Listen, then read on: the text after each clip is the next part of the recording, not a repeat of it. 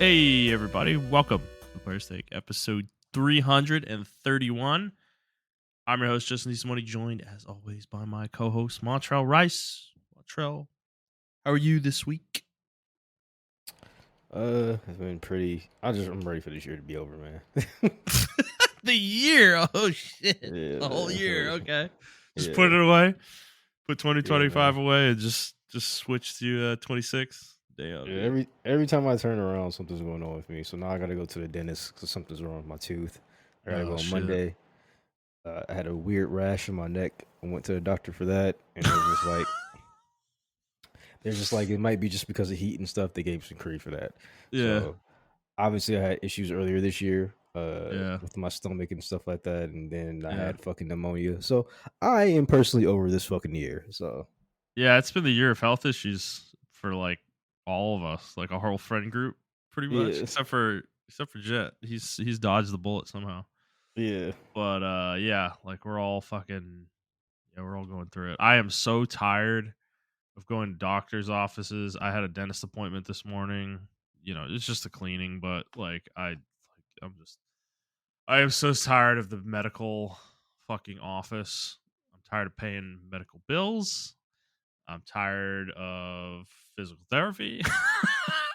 I'm ready to be done with it. So, you know what? I'm with you. Let's just fast forward to 2026 and, everything will be better. Hopefully. All right. So, otherwise, life going on as usual, working, playing games, Yeah, watching movies. We both yeah, watched man. Superman. You said you liked it. How Loved would it, you? man. Yeah, Loved it. good. Yeah, 9 out of 10. Probably 8.5 to 9 for me. My wife didn't like Wow. it. Okay. Yeah, but does she care about this shit? Like, She was more so upset about, which I understood because I was kind of upset about it too. are you gonna Uh, spoil the movie? no, no, no, no, no. Okay. I'm not gonna spoil the movie. What the fuck is that? Oh, okay. Sorry, it's a Everything okay? fucking, it's a bug. Oh, okay. Uh, it's a beetle. Okay, I'll kill it Okay. later. Uh, Yeah. Ooh, yeah, that shit scared the fuck out of me. Uh, Great start to the show, man. I mean, don't take your eyes off it, Montrell. I mean, that thing will no, be under I'm your not. desk before you I'm, blink. you know what? You talk about it. I'll be right back. Okay. This is probably the better choice. Take care of it now. We're gonna be going for a bit. So, yeah, Superman. I like the movie a lot. I thought it was a really good start to something new for DC. I did not like the DCEU at all.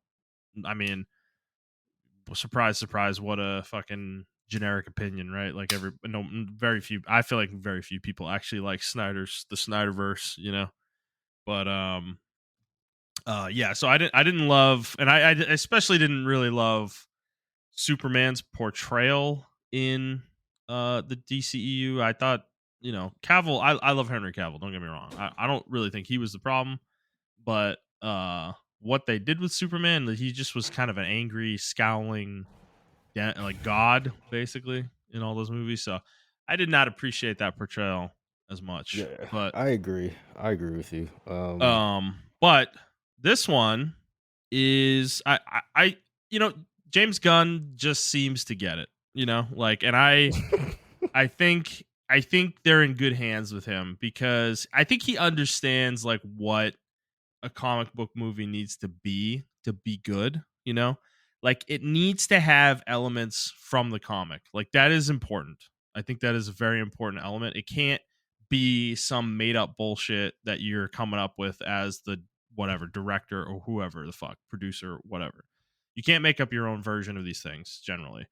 Um, I think Nolan's Batman notwithstanding, right? That was so good that it didn't really matter in that case. But I think for these more, modern movies and modern superhero movies, you need elements of the comic book, but you also need to make it digestible for audiences that aren't familiar with the comic book. You need to balance those things, right?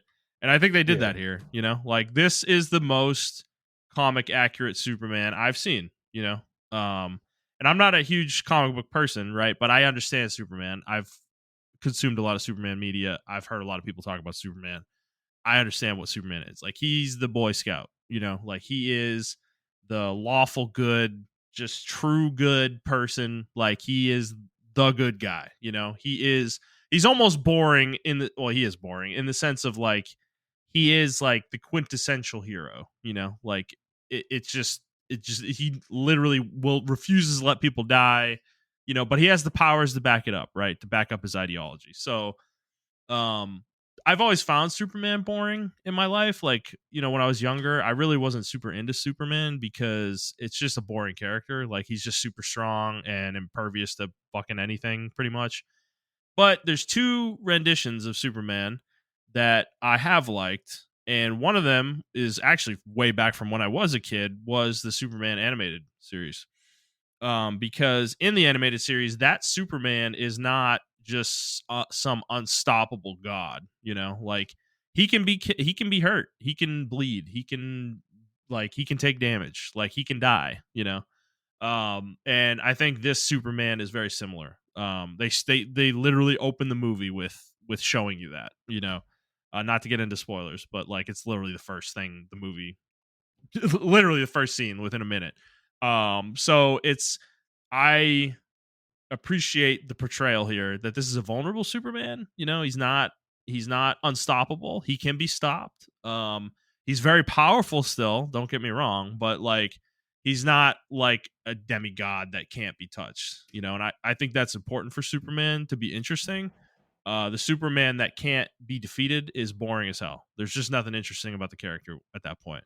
I think Superman has to have some kind of struggle. Like otherwise, you're just gonna audiences are gonna disengage here.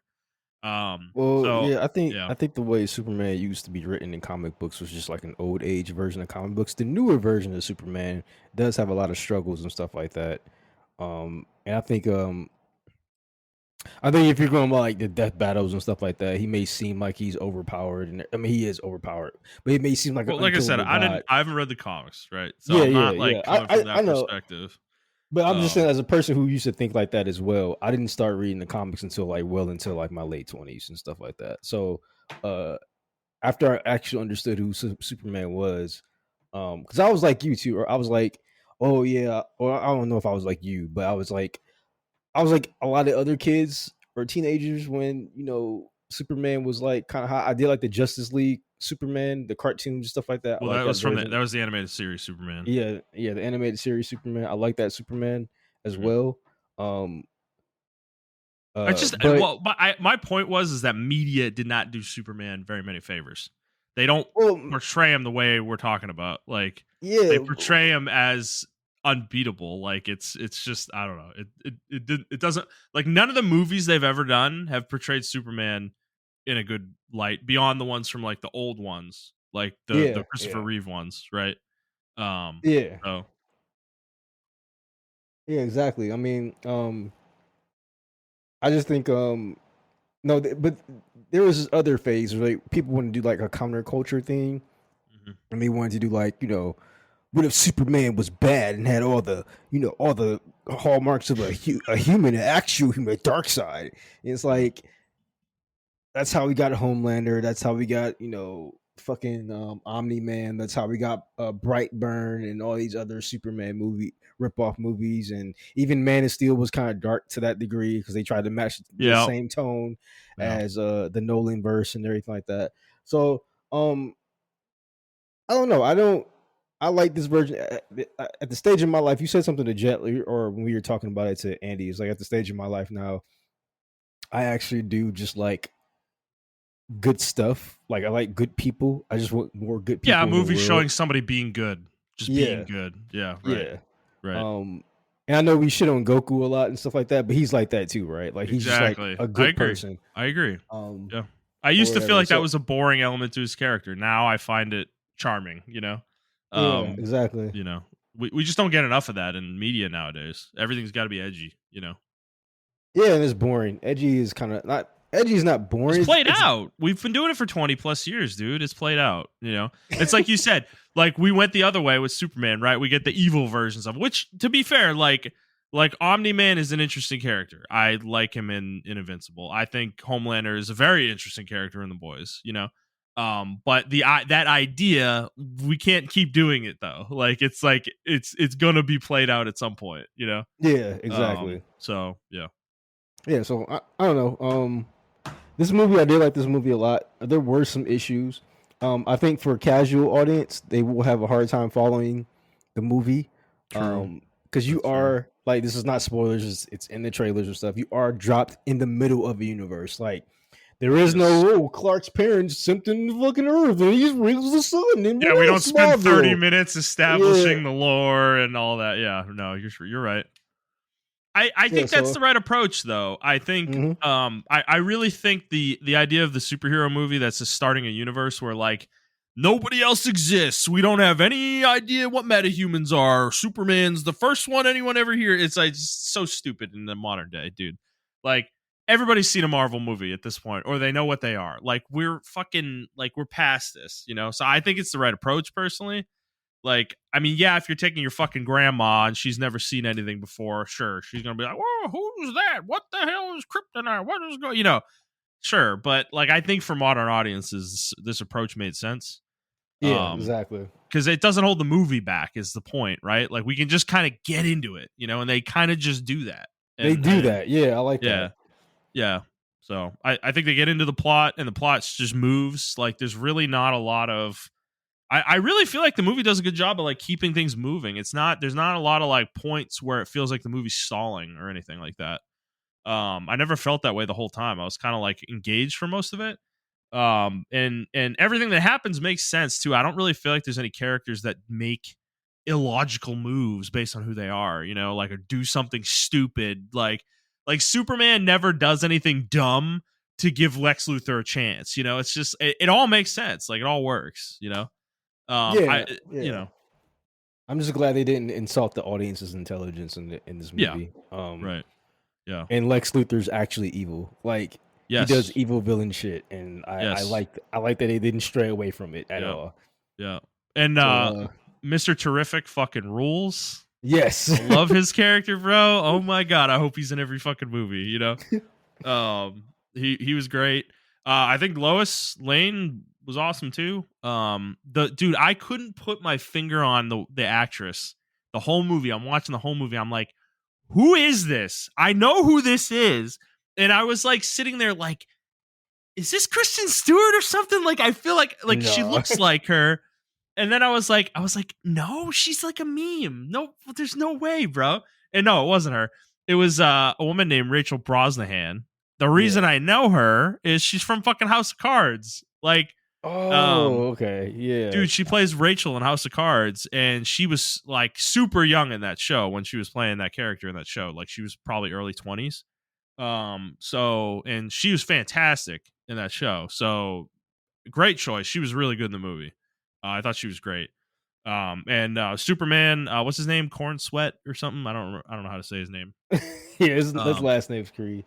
yeah, he was very good as well. I think he's great. I think he's the right fit. He's got the right look. He's got the right sound and voice, and he's got that awkwardness that you need a little bit with the Clark Kent side. I do think that's the one part of the movie that's like a little disappointing is there wasn't very much Clark Kent. It was sprinkled in at the beginning, and that was about it. Hmm. So that's kind of the one element, I guess. But I don't know how much that matters because if you're not introducing the character as much, like that element of the character's not super important in this plot. But I do think they'll probably need more of that later in later films. So we'll see. Um, Yeah, I don't know. I thought it was really good. I would Well, definitely recommend it. yeah. Well, I don't want to spoil it, whatever. But yeah, I don't know. I thought one part of it was really cool with the glasses and stuff like that. But that was just like a little blurb, a little side blurb or whatever. So, Yeah. but Yeah. anyway, yeah, it was a good movie. I do recommend it. I actually like the Green Lantern. I like Yeah. that version of Green Lantern. You only see him in like one other cartoon, and that was pretty cool. So I don't know. I like everybody. I think everybody's performance was like really good. So Yeah. yeah. Yeah. I think it's a good start. I'm kind of excited about what's, it's funny. I was like thinking about this on the way home. I was like, I'm kind of done with the MCU. I don't really care anymore. Right. Mhm. But DC actually doing their own version of this where it's good, yeah, I'm on board. I'll give it a shot. It's like seeing these characters. Like, dude, I love Batman. I would love the idea of seeing Justice League and stuff, like with Batman and Super, like, I don't know, dude. That sounds pretty cool. Yeah. And like Flash and stuff, like when we get into him eventually. I think that's really cool. And so I'm excited to see more. I'm open minded about this whole universe they're starting here. So we'll see. We'll see how it goes. But I do think James Gunn's the right guy, though. I think he'll. I don't know. We'll see. We'll see. I think DC's gonna have some success with him. So, okay. Montrell, let us get into the rest of the show here. So, guys, welcome to the Players Take. If you guys haven't listened before, this is our weekly show where we talk about video games, video game news, and other topics pertaining to video games. We post at 6 a.m. Central Time on Fridays on Apple Podcasts, Spotify, Stitcher, YouTube, and your favorite podcast app of choice. And if you'd like to send us questions, you can do so on Twitter at The Players Take, or you can send us an email to theplayerstake01@gmail.com, and we will answer your questions on the show. All right, Macho, let's get into what we've been playing, as we always do. You want to go first this week, or you want me to start? I can go first. Obviously, we talked about Clear Obscure already. Yeah, you haven't played that this week, I assume. So I haven't really played Monster Hunter Wilds. I did finish Death Stranding over this weekend. I don't know if I talked about that last week. No, so it was this weekend. I finished Death Stranding this weekend. Great game. I have Death Stranding 2. The ending kind of drags on because this is the director cut or whatever. So the ending drags on, and like I don't know what to say like about Kojima's like style of writing. He still does this same bullshit that he does in like Metal Gear, where it's like, you know, oh, this clone is actually this clone. Like I don't know if you remember. Yeah, I don't know if you remember Metal Gear when you at the end of Metal Gear Solid 4. Spoilers, everybody, if you haven't played the Metal Gear series, where Big Boss is standing there with Zero, and everyone's like, "How is Big Boss there? We killed him in Metal Gear, like the original Metal Gear NES." And it's like Big Boss is like, "Actually, that was a clone of me, and they took the body, and they took my actual body." And repaired me or whatever the fuck, and they left a clone version of me there. Or no, in Snake's Revenge, that was like Big Boss's clone or some shit like that. And it's like, it's like, bro, what are we fucking talking about here? So well, I mean, because like, where was he the whole series, dude? Like he's just been chilling somewhere, smoking cigars, and he's like, yeah, I'm not getting involved. I'm gonna wait till the end, like, yeah, like, so like, yeah, okay. And then, like, you remember with the whole thing with Ocelot's arm? We thought it was like, we thought Liquid Snake was coming through it, but actually Ocelot was just faking it for some reason. Yeah. It was.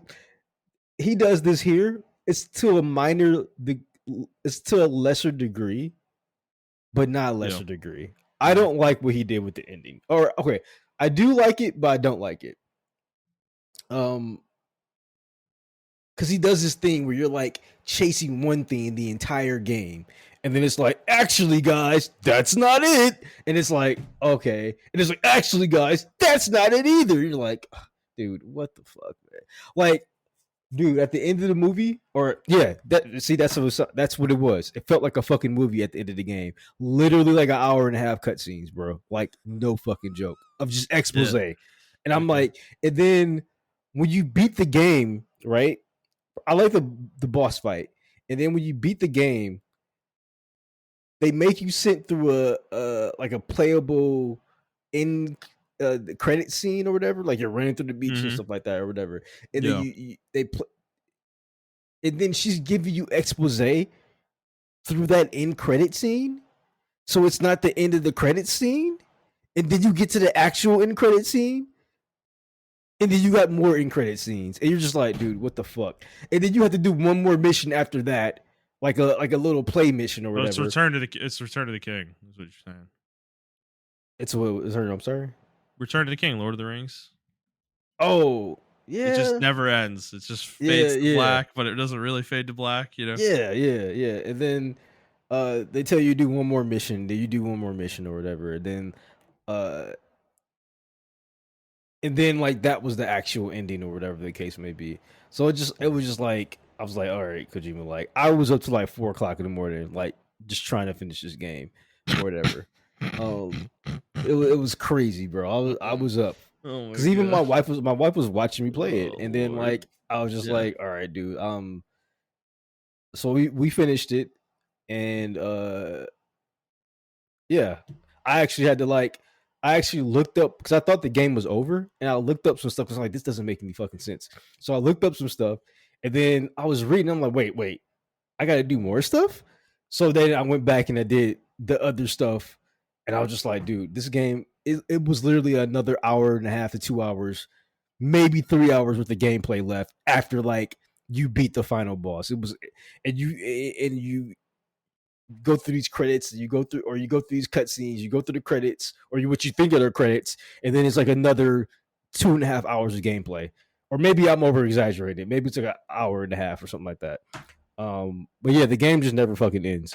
So Mhm.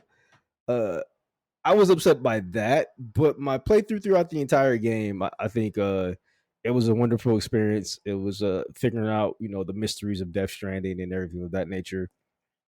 In the next game, apparently you're trying to reconnect Mexico now. So Yeah. we'll be taking our You're gonna talents. jump. You jumping right into it? I don't think I'm gonna jump right into it. I will say though, this game is not as long as I thought it was. So I have a combined total of 66 hours in this game. Yeah. But 15 hours of that was when I first played, like last year sometime. I restarted Mm, the game this week or last week. I restarted the game and I did all that this week and I finished the game or whatever. okay. Uh, so it didn't take me, or maybe it was 2 weeks. Let me see. Let me look at the past episodes. Yeah, so I definitely was playing it last week. And oh yeah, so it's only been a week. Yeah, so uh only been like a week and a half because I had Clear Obscure and I didn't finish this game until I beat Clear Obscure. So I pretty much restarted this entire game after I finished Clear Obscure. Okay. I did. I restarted the entire game. So the game altogether was like 40 hours. Yeah. 40 to 45 hours or whatever. Um so yeah, I mean that's not a bad experience and but I'm not going to jump into it. I'm going to play like an action game. So I think I'm either going to tackle Lies of P or I'm gonna go play Ooh. Berserk. Is it called Berserker Shakan or something like that, or Kasan the Berserker, Oh, the the first last Berserk, Berserker or the last whatever. Berserkers? Yeah, I'm thinking of Hmm. balancing those two games. I'm Lies of leaning P. towards Lies of P. I am leaning towards Lies of P though. I might play that. I mean, we could both play it. Not Okay. together. I mean, like will you like play it parallel? Because like I've Yeah. been toying with that idea of playing that game. Um. Okay. I don't know. I was thinking of starting Death Stranding though, probably too. Yeah. So Just start Death Stranding now. maybe I could juggle both though. No, Action game just and play Death Just Stranding. play Death No, just Stranding. play Death Stranding. Oh. Well, I mean, if you want to, if you can do both, then do both. Death Stranding is There's not. too many Death games. Stranding is not one of those games where it like uh I don't know, you can play it at your own pace, in my Yeah. opinion. If you don't play it for too long, you will forget the story Okay. because it's kind of that Too complicated. convoluted. Yeah. Yeah, but it doesn't get convoluted until like the middle end part of the game. So if you're playing the beginning, like the first 20 hours are Yeah. like pretty straightforward. It's like the back half of the game. It's like that's when he starts unloading fucking lore at you and shit. So Well, question: how much of the side stuff did you do? I did a pretty decent amount because you get rewards for doing side stuff. So I did do a pretty decent Yeah. amount before I decided to golden path the game. Okay. So it's worth doing if you want to do it. Yeah, because you can upgrade certain Parts and parts and stuff that you you get like get and vehicles and everything. stuff too, right? And Yeah, shit. exactly. Yep. Like there's like a whole bunch of like blueprints and shit, right?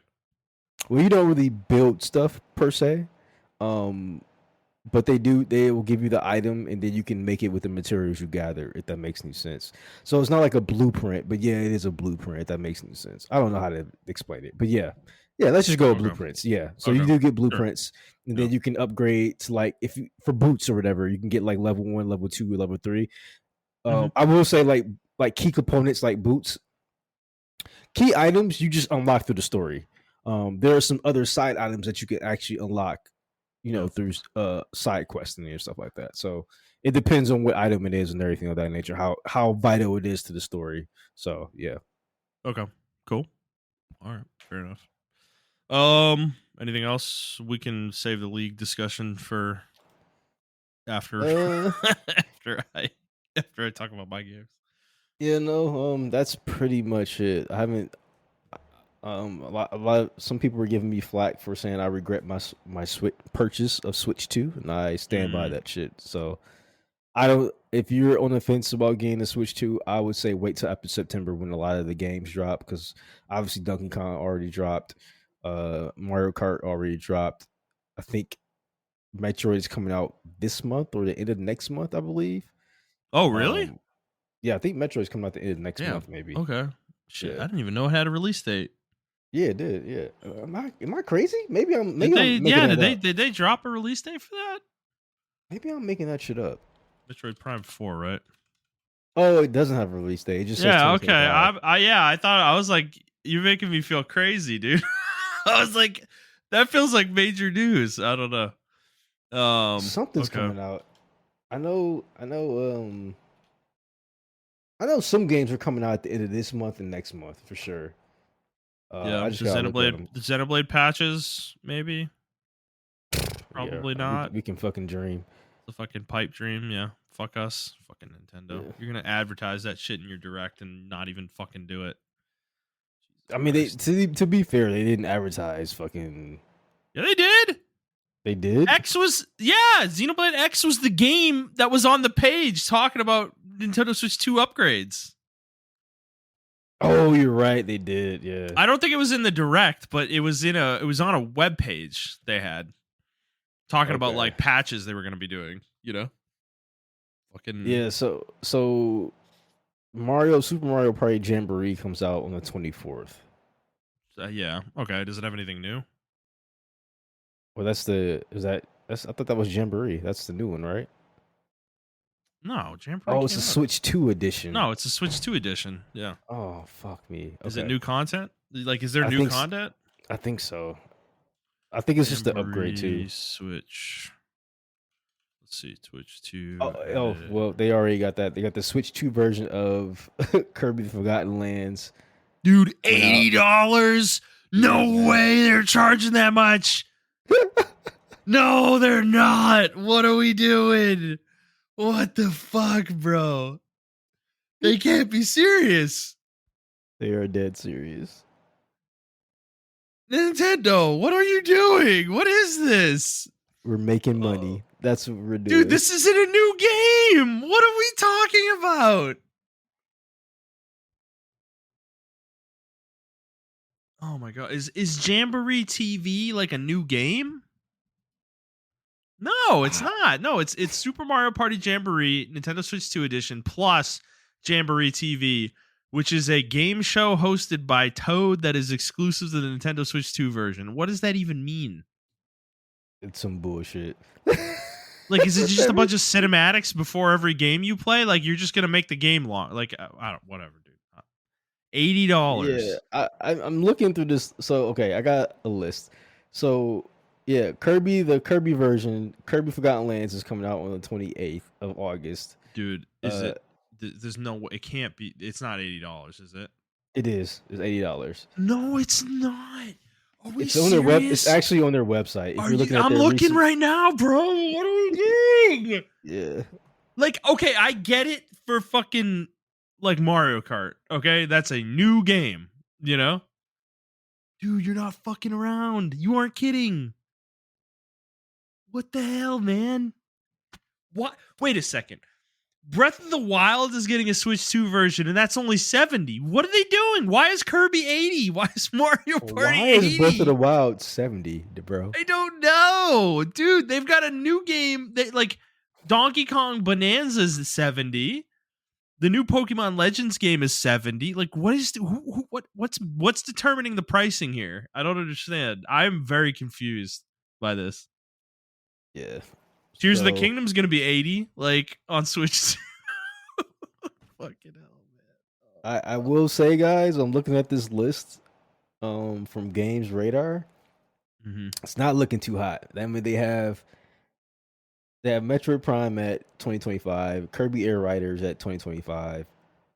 But we don't have any kind of thing. They have like Elden Ring the Tarnished Edition 2025. Like, I don't know, y'all. Like, Little Nightmares. I like Little Nightmares, but I don't think it's enough to buy the game over again. But Little Yeah, Nightmares 3 is coming out again. It's coming out on October 10th. I might buy that because I played Little Nightmares 1 and 2. I just think Nintendo's like kind of gotten boring for me. Like they just like they don't. I don't. It's just all the same franchises over and over again. You know, we've been doing this for like 40 years now, and I don't. I don't know. I'm just No, not I that. mean, I think the game I think the Switch 2 had this is probably the most lackluster console release since I'm gonna say it, the Wii U, dude. Like this is like Wii U levels For with a console Nintendo specifically, we're for talking about for Nintendo. Yeah, Nintendo. for For Nintendo. Nintendo. Yeah, Okay. yeah. If you're talking about consoles in general, uh, what matches this? Maybe like the I beginning of this mean, console generation. most of them console Yeah, launches have generally speaking sucked ass. So, um, I actually think yeah, the original Switch is one of the few exceptions. You know, having a Zelda game ready to go. yeah. N64 had a Mario game. GameCube didn't have anything. It had Luigi's Mansion, which I mean, I love that game, but I'm not gonna blow the power of that game out of proportion. you know. Um, and I mean, Wii U was shit too. It had the 2D Mario game, but that was it, pretty much. Yeah, I mean, I don't know, y'all. Like, I think uh if you're on the fence about getting the game and you don't really care about patchings and like all that other stuff like that, if you want to play Zelda and stuff like that, if you haven't played Zelda and you want to play it, which I might do, I might go back and play the original or the Zeldas in 60 Mm-hmm. frames. I don't think it's worth it for that, but maybe it is to you. But if you're like waiting for new games or you have existing games that you want patched up, like maybe you a Fire Emblems type person or something of that Mm, nature, don't hold your breath. Just go out and buy a Steam Deck or something. yeah. or something like that, so yeah, I don't know. I don't know how we got on this conversation, but yeah, there you go. Well, you were talking about I don't remember. You're talking about Yeah, Death Stranding and then yeah. something about Switch. I don't. For some reason, you got. I don't know. I don't remember. We're old, bro. I'm trying to see right now if they have any Switch 2s in stock on their website. I don't. I doubt it. Invite required. Oh, okay. You need an invite. Okay. Let's see. Nintendo Switch 2. Hmm. It's I don't know. still sold out. It It's looks not like worth it. it. Yeah, it's not Yeah, worth I it don't in know. my I don't. opinion. I mean, maybe we're just old, dude. We don't care. We're not that, like I'm not that excited by new consoles anymore. Like really. I mean, there's not a lot of reason to be. Plus the price of this thing is like I'm sorry, I can't wrap my head around paying $450 for a Switch too, you know? It's Yeah. too much, you know? So, I don't know. It is what it is. Okay. You're not playing anything else, right? Nope. Okay. Yeah, for me, I just Age of Wonders 4. I was still playing this. I got to the fourth story scenario this past week and playing through it. I'm definitely cooling down on this game at this point. Starting to see the repetition coming in a little bit. So yeah, I don't know. I might still dabble with it, but I think I'm ready to move on to something else at this point. So yeah. And then yeah, other than that, it was just League. Montreal, we've been on a journey this week with League, haven't we? Kind of feels Yes. kind of feels like, I don't know. I mean, I had a crash out on Sunday, like a pretty serious crash out, where like Amanda was like concerned. Like she came in and was like, "Are you? What is wrong? What is wrong with you? Why are you screaming? You know, why are you screaming and yelling?" And I was like, "These people are fucking idiots," you know. So I had a pretty epic crash out on Sunday. I think it was so bad that I think I even like shut Jet down. Like he was pretty like he, you know, I felt like a shocked vibe coming from him for a game or two after that. And so I don't know. And then I went through a couple days there early in the week where I was like playing Dota instead, and then I like started watching some League content to like get my head back in the right headspace of like what should I be doing. And then I got to the point where I was like, okay, these people are stupid. I'm just gonna play for myself. That's all I can do. Like, you know, I can't control these teammates that we get, right? So then we play yesterday and I'm in a good headspace, right? And Hmm. then like we just I don't it's just it was like it was such a frustrating night of games. I don't know. We're playing flex with Salty and Andy and Jed, and it's just like it's just cheese ball comp after cheese ball comp after cheese ball comp. And it was just like I was trying my fucking best, man, and it just was not enough in any of these games, you know, and it just felt like I don't know. I feel like league players are just playing the game to fuck with other people at this point. Like they don't actually want to win. Like they're just there to troll or lord their skill level over their opponents as much as they humanly can. Like they're not playing to climb, they're not playing to be competitive.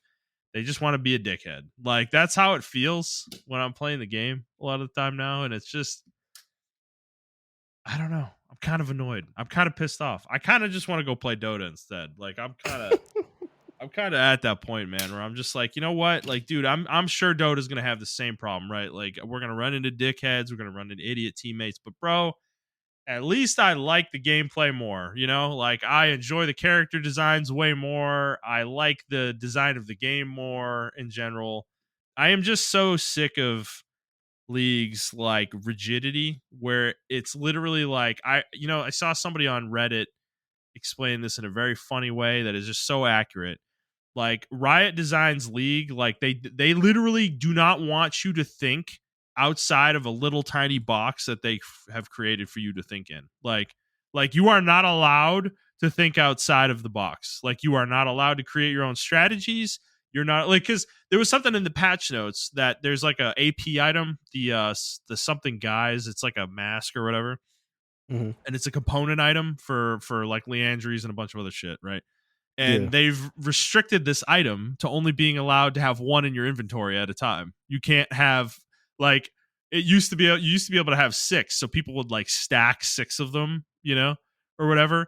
And I read the blurb, and it was something along the lines of like, you know, we don't like this kind of itemization because it's not along the intended path of power that we want itemization to be within, you know, for characters.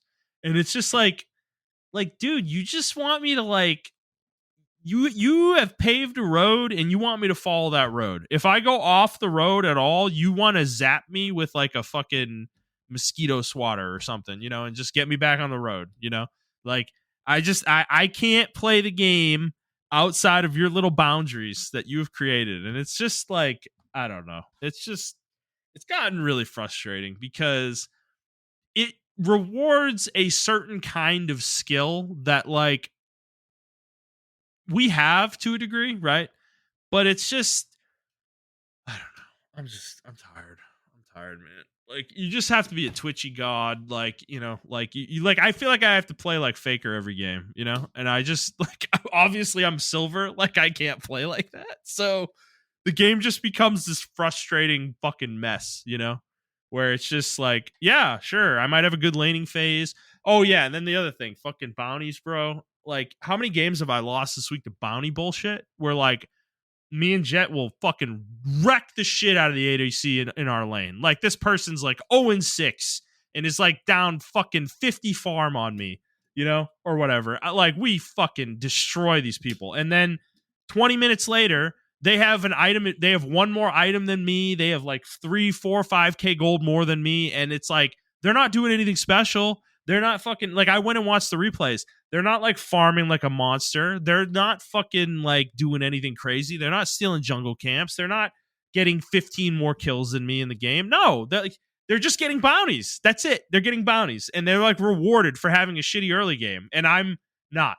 Like, it feels like if I play well in the beginning, I have to keep playing that well throughout the entire game. I can't have peaks and valleys in my gameplay. Like, it's just not allowed. Like, you are just not allowed to play worse for a few minutes. Like, if that happens, you lose the fucking game, too fucking bad, bro. Like, oh shit. Oh, you suck. It's just like, it's exhausting. I don't know. I don't know how you feel. I don't know where you're at with it, but I don't know.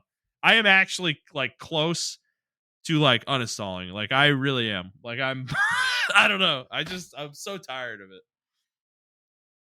Yeah. I don't know, man. Yesterday was pretty frustrating. I'm not gonna lie. I was getting frustrated with everybody, including myself. So I could hear it. I was just yeah. So I don't know. I don't like when games get me like that with my friends. I don't know, man. League is just one of those games. I don't know. Like, I will say, like, I don't know why back in the day. Like, and when I say back in the day, like, I'm not talking like 10 years ago. I'm talking like at least 4 to 5 years ago. I understand player bases get better and everything of that nature, but I was always able to climb to at least mid gold. Yeah. Right. And now I just feel like even when I lose a game, when I was losing games back then, I can look at the replays and be like, oh yeah, this is where I messed up at. This is like exactly the part I messed up at. Now when I look at replays, man, like, I'm just like, I'm constantly asking myself, when am I supposed to do there? Right. And I just, besides their design philosophy, I just don't like their matchmaking, bro. I agree. I think I understand people when, like, are getting mad about the itemization and everything like that. I think there should be more items in the game. I think the greatest thing I think happened, and this is where the shift happened for items for me. I think when we had that mythic item change, that was the worst shit to happen to the game. Because that's when they took out a lot of items, even though they shifted back to, like, you can build whatever you want now. It was like, but they didn't do that. That's the problem. Yeah, like, yeah, they didn't. They still have this same design philosophy where they want to simplify everything and everything of that nature. And like, ADC itemization is in the most boring state it's been in since we restarted playing together. Like, a few years ago. I build the same items almost every game. Like, I think the biggest sin of the game though is Wild Rift doesn't have this problem. Wild Rift teaches you how to play the game. Yeah. This game doesn't teach you how to. Crazy. Yeah, this game doesn't teach you how to play the game at all. Yeah. I think they refuse to do stuff like to make the integrity of rank better. Like we were talking about yesterday, I don't think you should be first timing champions in ranked today. Before we got on the pod, I actually finished my game at 6:00, and I was going to jump on, and my wife was like, "Oh, great, you're not on the pod yet. Can you check my car?" Anyway, I played the game. I won the game, but the enemy team did have a Yunara, and I just don't think that's fair. I don't think that should be allowed. You should not be able to first day pick a champion and ranked. And it's every time new champions is it's a people complain about it on the Reddit, and people on Reddit are like, well, if I want to play a champion, bro, I should be able to play a champion. It's like, that's not the point. Like, ranked is already in a bad spot.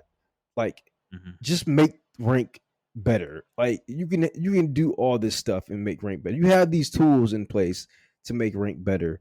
Like, you shouldn't be able to play a character in rank unless you had at least 20 games on them in norms or something like that. Not ARAM, but norms. And then you can play the champion in ranked or whatever the case may be. Um, I think like little stuff like that is what can keep the integrity of ranked. Uh, and then I sent you an article, and that article is talking about like one of the streamers talking about it too.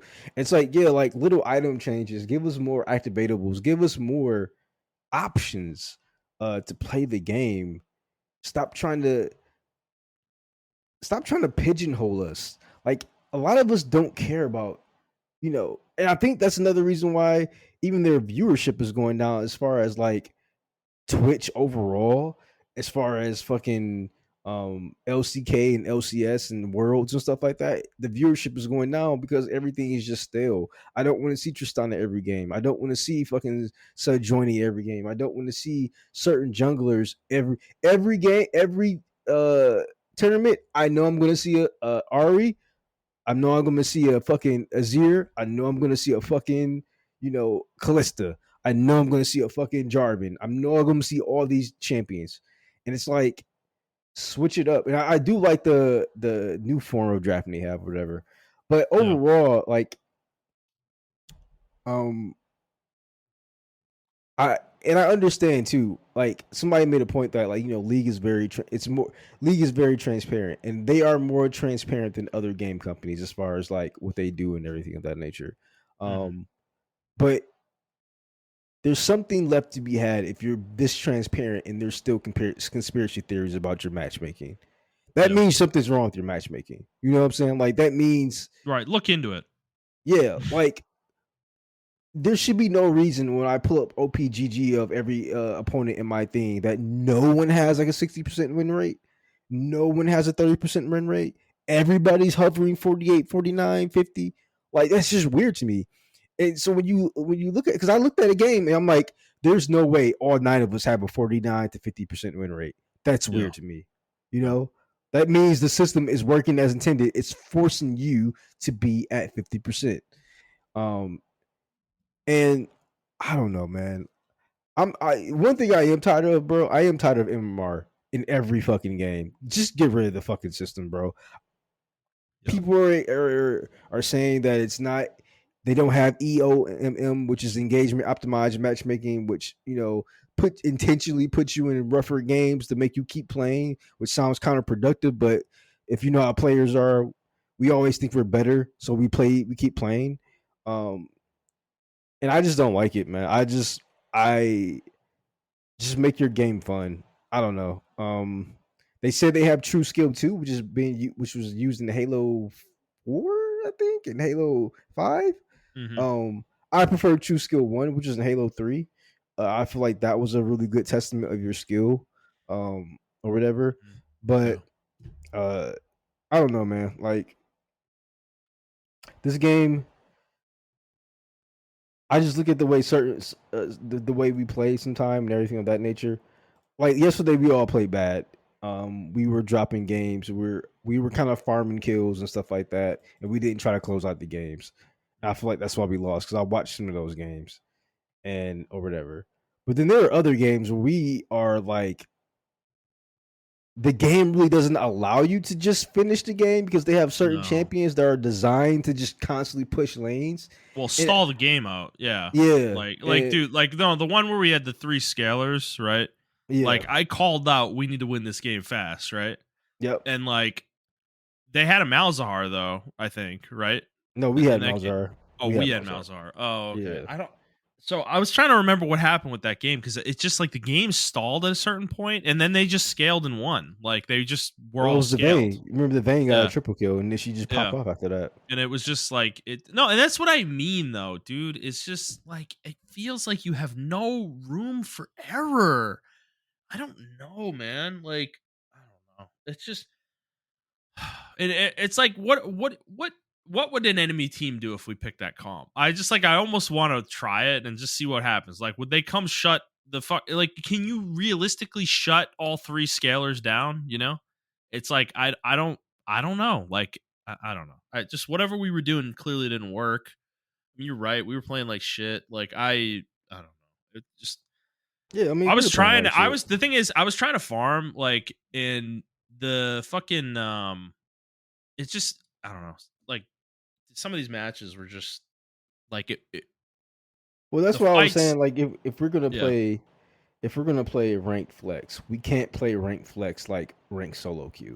Which is what we tend to do. Yeah. Yeah, We're and all playing like we don't have a plan going into the game, you know. yeah, exactly, and Yeah. that's why I was like, if we're gonna start doing this, we have to come up with a comp that within the champions that we know that we can play, we can come up with a comp easy, or whatever, and we have to figure out who's gonna be the carry or who are we gonna play around because we can't play around.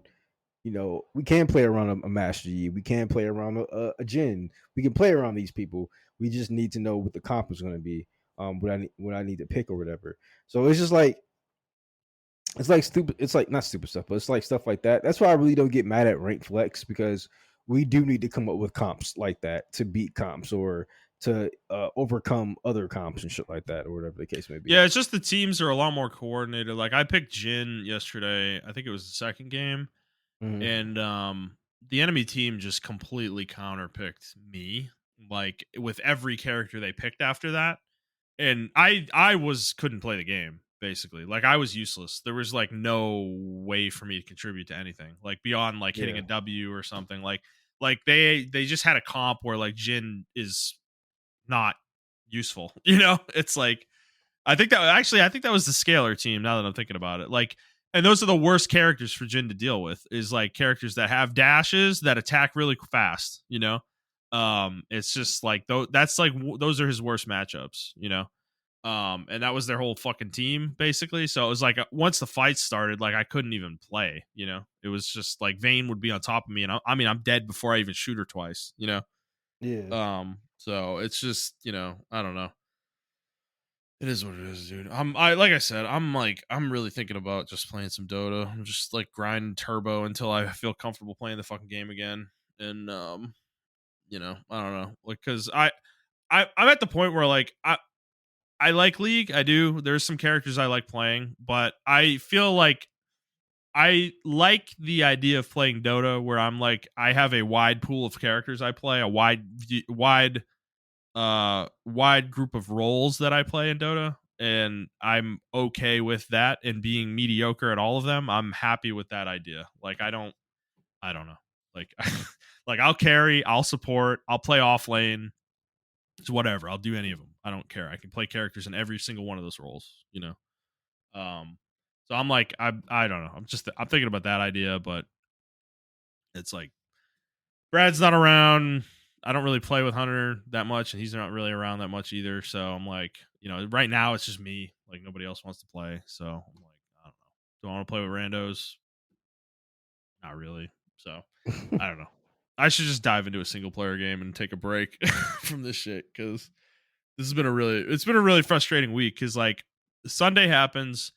Monday, I don't think we played Monday, did we? I don't remember. I don't know. We might have played Monday. It was like Tuesday though. I think it was Tuesday where like I had a fucking great night. Like, dude, I was fucking dominating the Rift. It was just like and it was like, oh fuck, this is how I have to play. And then we show up yesterday and it's like, nope, it doesn't matter. You were playing norms. Get clowned, loser. It's like, it's just I don't know. It's frustrating, man. Yeah, and I agree. Um,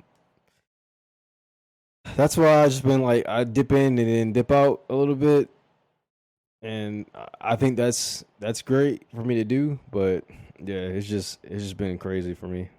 No, and you're right. I mean, like, I am definitely like getting at the point. Like, there are times that I'm getting annoyed at Jet, and I'm not saying anything. Like with the way he's playing, he was playing. He's doing this Amumu thing, in bot, which it's fine, in certain contexts. But like, there was like a game where I was playing Varus, and we were up against.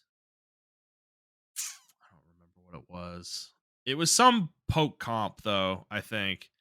And man, he was just standing behind me, bro. Like, he was doing that thing where he's like hugging the tower, and I'm like, and the lane isn't at tower. Like it's in that freeze spot right in front of tower on top side, you know? Yeah, And he's like hugging the tower, and I'm like in front of him, like with the range minions, and I got both of these people converging on me, throwing skill shots at me and shit. And I'm just taking damage constantly, and it's just like I don't I like I was like close to being like, dude, like I need you to move up, man. Like I can't, like you can't play like this. I can't play like this. It's like the ADC is gonna get fucking killed. It's like I have to hit minions. My movement is going to be predictable in some fashion. Like the support is the person who has freedom of movement. It's like, so you've got to be threatening. It doesn't matter whether you can actually hit people or not. They need to think you're gonna hit them with something. yeah, Because like if you don't do that, then they're just gonna come in and they're gonna throw all their shit at me constantly. And it's like that. And yeah, he did that for like a few games, and I was just like, I was getting like really annoyed. And there's just little things sometimes where it's like he pushes waves up when I don't want them pushed up, and it's like I'm like, but the thing is, he just does it so fast that like he'll throw the ability and be like, all right, let's push this wave up. They're like the ability's already blown up or whatever, and like destroy the wave, and I'm just like, well, okay, I guess I'm backing with 300 gold with nothing to buy. Like, sure, it's like, so I don't know. It's just like there's just like little things like that too. Like I feel like we're we're like we're making mistakes too. Like I almost feel like we're playing too much probably. So it's like we're just starting to like have these habits, cuz like I'm doing it too. Like I'm trying to farm like crazy, so sometimes I'm out of position, when I'm fucking farming, and like a team fight's fucking happening, and then I get there and everybody's fucking dead, and it's like fuck. It's like, so, I don't know. yeah. I don't know. I was getting frustrated yesterday as a jungler. Probably like one of the few times I was frustrated when I was jungling and it wasn't just like you and Jet. It was like Andy and Salty as well. Yeah. Um, it was very frustrating because I'm like, I'm not Master Yi, Right. so you know, and I understand Salty makes calls and stuff like that, but it was like I'm like, all right, I would say like, hey guys, we have Dragon in 30 seconds. Nobody acknowledges me, so I'm like, okay, I know everybody's farming, and then Dragon comes up, then everybody's complaining like we didn't get Dragon. I'm like, dude, none of y'all were there.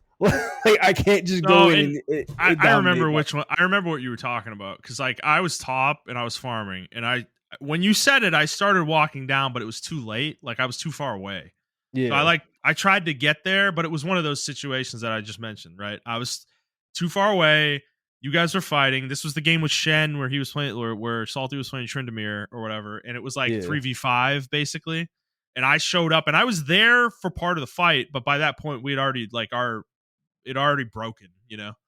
Like it was basically in chase mode where they were chasing us for kills essentially.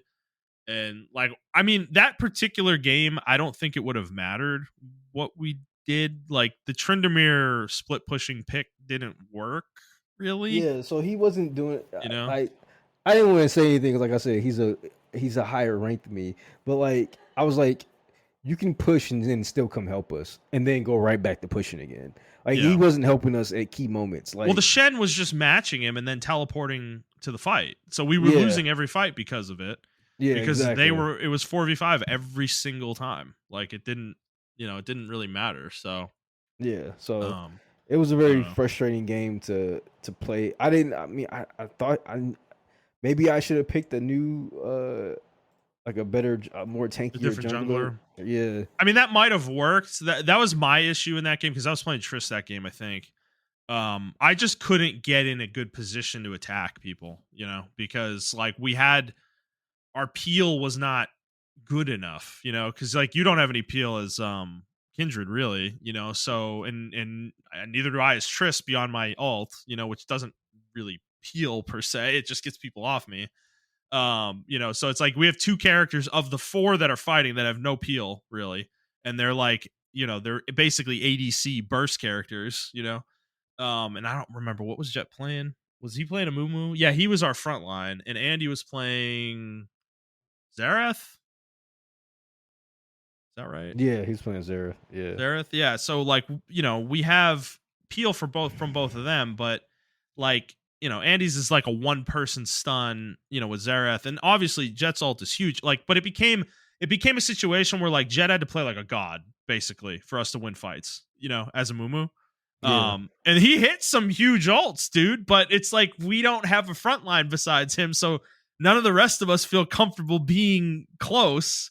So he would hit an ult, and we're not in position to really capitalize on it. Or even if we did, we'd kill one or two, but then like Shen and Pantheon would still be alive, and they just dive me and kill me because I can't get away from them, or whatever. Or they do the same thing to you, or whatever. And it's like, because Andy's playing a long range champion, so it's like we're kind of the next line after the Amumu. And it's like once Amumu blows his shit too, they're just like whatever, fuck him, and they don't even pay attention to him. Well, that was the thing. We So weren't using our distance to our advantage because we had more distance than them. So we could have yeah. attacked them from the front. It was just that we just needed the damage or whatever. And I don't know. It was just one of those games where I was frustrated. I'm just like, I don't know. I don't know. Like, I don't know. So Well, I'm over I it. didn't think Salty was gonna play it so literal too when he said like I'm not team fighting. Like he literally didn't team fight like, the Yeah. whole game, bro. He never was with us in a fight ever. You know, and I was like, well, that sucks. It's not like Tryndamere can't team fight.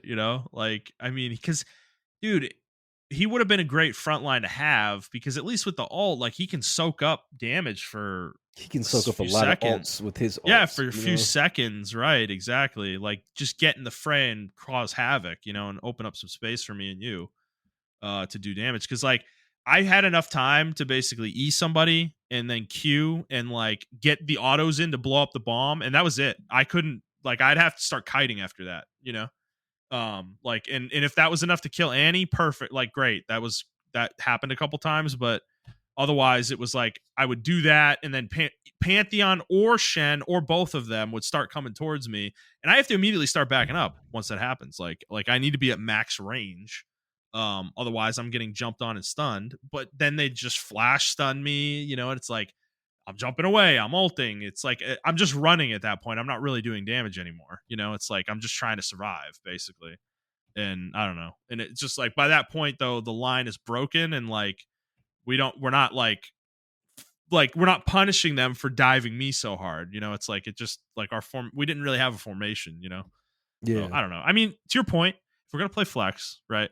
Like we might need to like get in practice tool and just like talk about things, come up with comps and like be like, okay, like in fights, like I want to be here. I don't want to be in the front. Like obviously, as an ADC, really never want to be in the front, right? But like I play differently depending on which ADC I'm playing. Like if I'm playing Ez in Jin, I'm gonna kind of weave in and out, right? Like that's kind of what you're doing with those characters. Whereas with Varus, I need to be more consistently in the fight, like on the periphery of the fight. I can't weave in and out. Like I need to be hitting people constantly, basically, which means I need a front line in front of me and I need people peeling for me, like constantly. Whereas with Jin and Ez, I can maybe work around that a little bit more. I don't need that as much per se. Like I can get away myself, or peel for myself. So I don't know. I mean, you're right. It's like, but are we really taking it that seriously? I don't think everybody is. Like I don't know. I don't know. So yeah. Yeah. And It's solo just queue continues to be a fucking nightmare. So yeah. That's why I only play like 3 games of solo queue a day, and then I play like a single player game. So mm-hmm. I mean, unless I'm playing with y'all, like we're playing norms and shit like that, I can play those all day. Um, but like Yeah, when I'm doing solo queue, like I just even if it's like a duo thing, I'm just like, all right, we play our 3 games of ranked. Let's play either we play norms or we go play something else. I don't care if we win or loss. Like that's my limit now. I just play 3 games and then I do something else. yeah. So that because even like a lot of top people would say like that's how you really should climb. You shouldn't just spam games. You should play those 3 games and then evaluate those 3 games or Which is whatever. fair. Because like you said earlier, you'll get stuck in the rhythm or autopilot, if you just keep spamming games and stuff like that. Or you'll Uh, tilt. You lose your first three and you're tilting and you keep losing. yeah, exactly. So, Yeah. Right. I don't know. I mean, like, not everybody's built like Tyler Warner, where he can just spam fucking games and just keep fucking going and keep fucking going and shit like You're that. right. That is true. He is a monster. Yeah. So, yeah. Yeah, I don't know. All right. Well, if I end up in Dota 2, if you want to join me, let me know. All right, I definitely will. Okay. All right, let's move on to the news. We don't have a lot of news this week, but we do have two stories to talk about. First one, so this has been going on for a while. This first one is the developer of Subnautica 2, Unknown Worlds. Their founders, there were three founders, were let go from the company a week or two ago. I don't remember how long ago, but this was the designer and director Charlie Cleveland, their CEO Ted Gill, and then co-founder Max McGuire. They were all let go by Krafton, who owns the studio. And they allege that Krafton was letting them go so that they didn't have to pay out a $250 million bonus that was being promised to these guys, to the studio, I guess, technically, assuming they hit certain financial goal targets this year. And And it looks like they 25, did. 25 million of that bonus was going to go to the studio staff. The other 225 million was going to go to these three guys, basically split between them. They have alleged that Krafton did this to avoid paying the bonus, and then they also have said that they plan to pay part of their bonuses to the staff as well. Obviously, this has become a he said, she said situation. However, Krafton released a statement saying that these guys were not doing their jobs. They weren't working on the project. They were more focused on a movie that they were working on for Subnautica that, than they were on actually making the games, making the game Subnautica 2. Obviously, these guys, the founders, have denied these claims. They actually filed a lawsuit yesterday, detailing some of these things. They have a lot of information in there of things they allege happened with Krafton, that Krafton's CEO said some, you know, from their point of view, fucked up shit where they said, like, paying out the 250 million bonus would be a disaster for Krafton, and it would be, quote, embarrassing and shit like that. But none of this changes the fact that right now this is just a he said, she said. Like, literally, both sides are giving their point of view.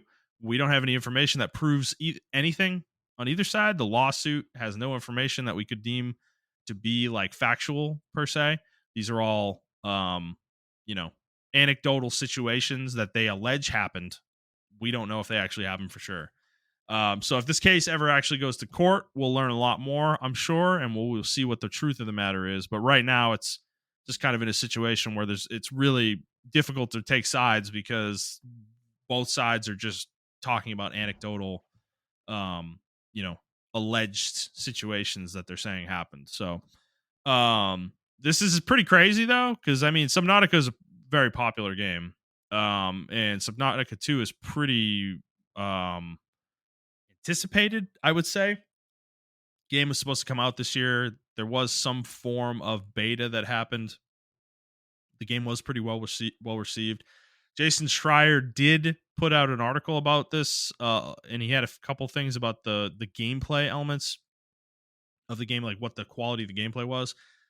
He's heard from multiple sources, internal and external to the studio, that have played the game, and they said that that the game did feel like it was ready for launch this year. That's part of the lawsuit, is that Krafton is delaying the game so that they can manipulate manipulate things so that the financial target doesn't happen, basically. And they don't have to pay the bonus out. So a lot of stuff going on here. Montrell, I mean, do you take anything out of this other than what I was saying? Like, do you feel a certain way about it? Have you seen anything that I didn't mention on it?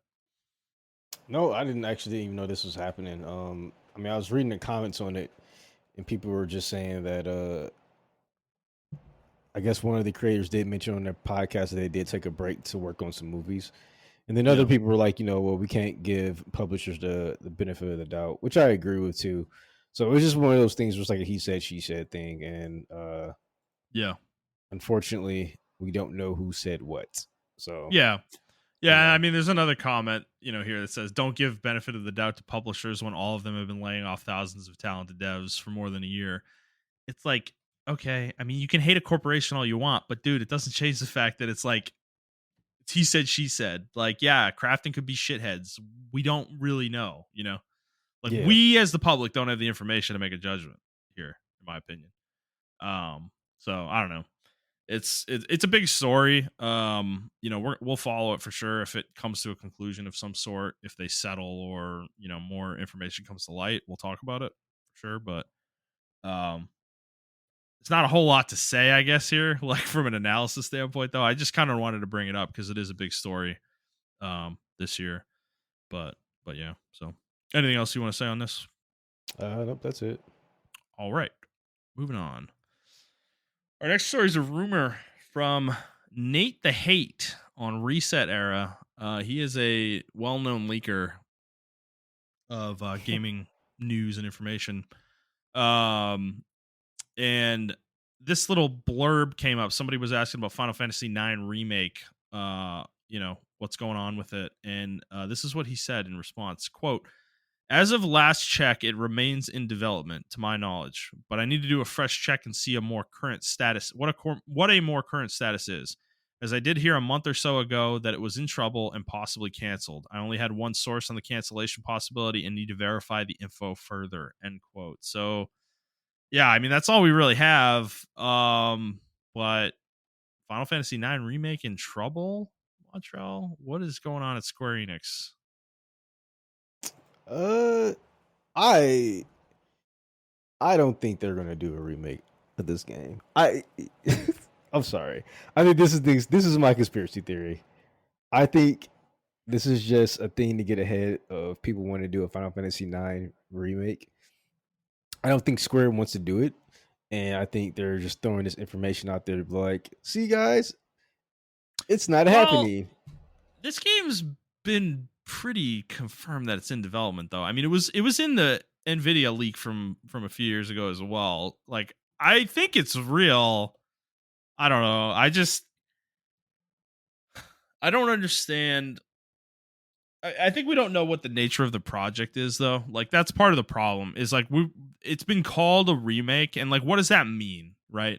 Yeah, Like, are they remaking the game from the ground up in the way of Final Fantasy VII Remake? Obviously, not the same gameplay systems, not the same look or anything like that, but the nature of it, that they're changing the core of what the game is, in some way, or not even necessarily doing that.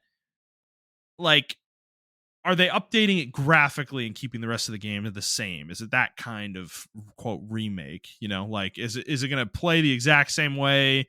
Everything's going to be the exact same. They're not going to add any content. It's literally just going to be a graphical update. Is it something along those lines? We don't know any of that, so that's part of the problem with this. They've never revealed the game. They've never talked about it, publicly.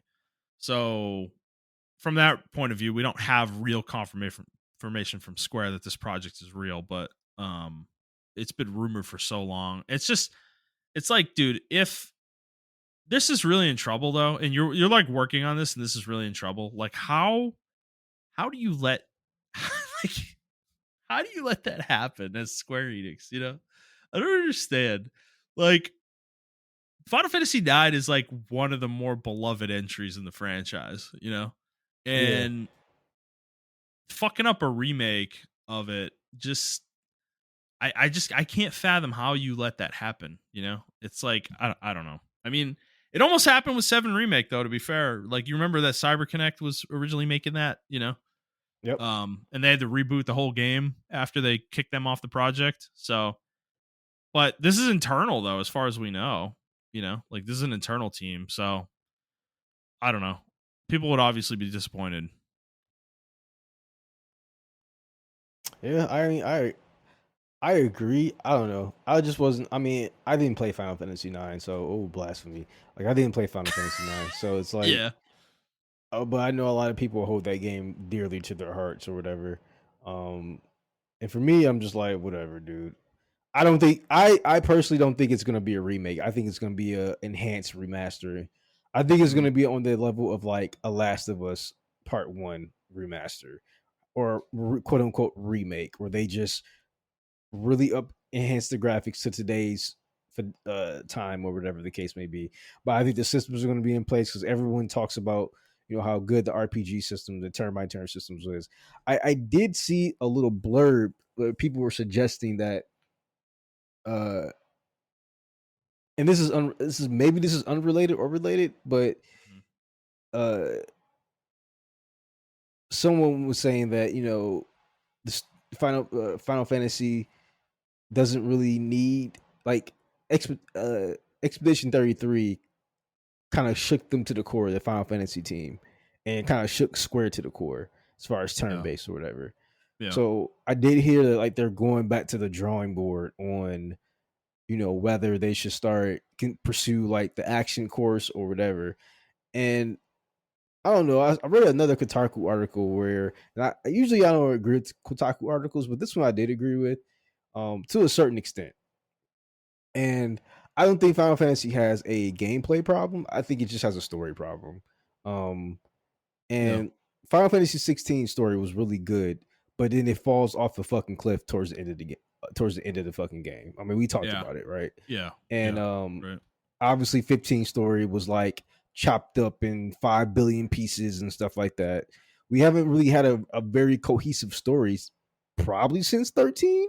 I'm stretching it on 13 because I I mean, think 13 14 story is cohesive. It's just an MMO. it's an So MMO. That's why I don't really count it. Um, but it is a cohesive story, but it's an MMO.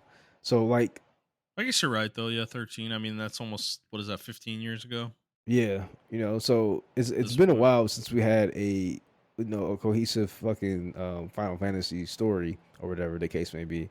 Hmm. Um, and on top of that, it didn't help that Final Fantasy 16 tried to like appease to the RPG gamer instead of just going straight action like we wanted it to, or whatever. So Yeah. I don't know, man. I do disagree.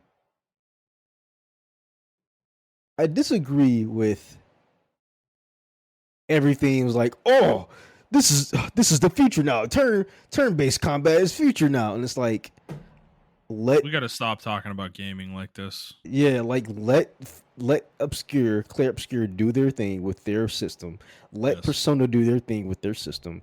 And if Yes. Final Fantasy wants to do action, let Final Fantasy do action. Yes. Like I'm so tired of like because of like I don't know. Like I think Mario's a really good example of like games that can do other stuff outside of other stuff. Because the way people talk about Final Fantasy, no offense to like our friend Jet or whatever, him and Brad, because they're like more of the traditional gamers, right? And they're Yeah. like, oh man, like I don't really like that Final Fantasy one Nothing new is action. good. Nothing new is Yeah, good. nothing Yeah. new is good. And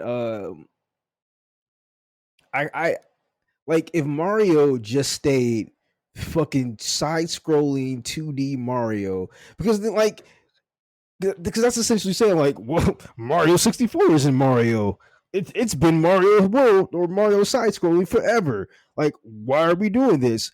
And then we wouldn't have Mario RPG, we wouldn't have Super Mario Smash Brothers, we wouldn't have none of this shit, or not, or pertaining just to Mario games. We wouldn't have Mario Sunshine, Mario Galaxy, Mario RPG, uh, and some other Mario games that like Yeah.